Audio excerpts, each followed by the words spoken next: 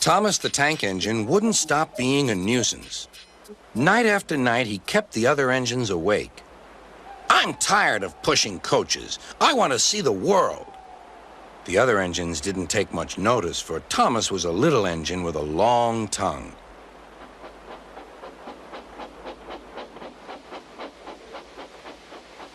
But one night, Edward came to the shed.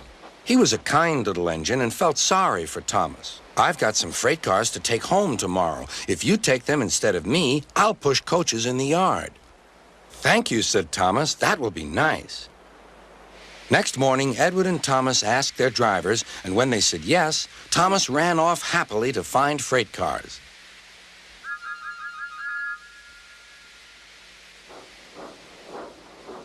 Now, the freight cars are silly and noisy. They talk a lot and don't attend to what they are doing. And I'm sorry to say, they play tricks on an engine who is not used to them.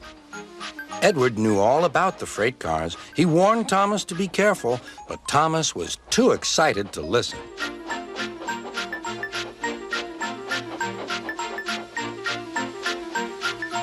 The shunter fastened the coupling, and when the signal dropped, Thomas was ready.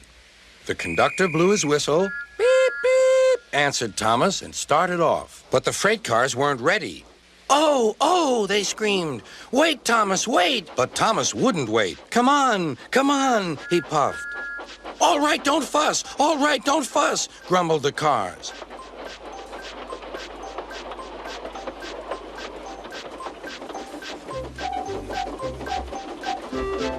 Thomas began going faster and faster. "Whoosh!" he whistled as he rushed through Henry's tunnel.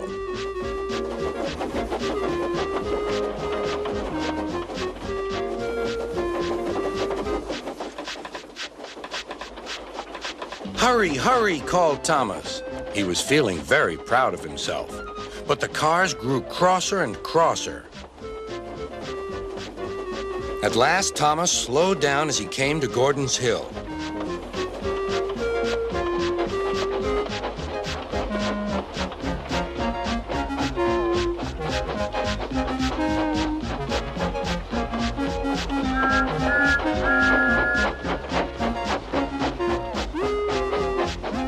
"Steady now, steady," warned the driver as they reached the top. He began to put on the brakes. We're stopping," called Thomas. "No, no, no," answered the cars, bumping into each other. Go on." Before the driver could stop them, they had pushed Thomas down the hill and were rattling and laughing behind him. Poor Thomas tried hard to stop them from making him go too fast. Stop pushing, he hissed. But the cars took no notice. Go on, they giggled in their silly way. "There's the station. Oh dear, what shall I do?" cried Thomas. They rattled straight through and swerved into the goods yard. Thomas shut his eyes. "I must stop." When he opened his eyes, he saw he had stopped just in front of the buffers. There, watching him, was Sir Topham Hatt. "What are you doing here, Thomas?" he asked.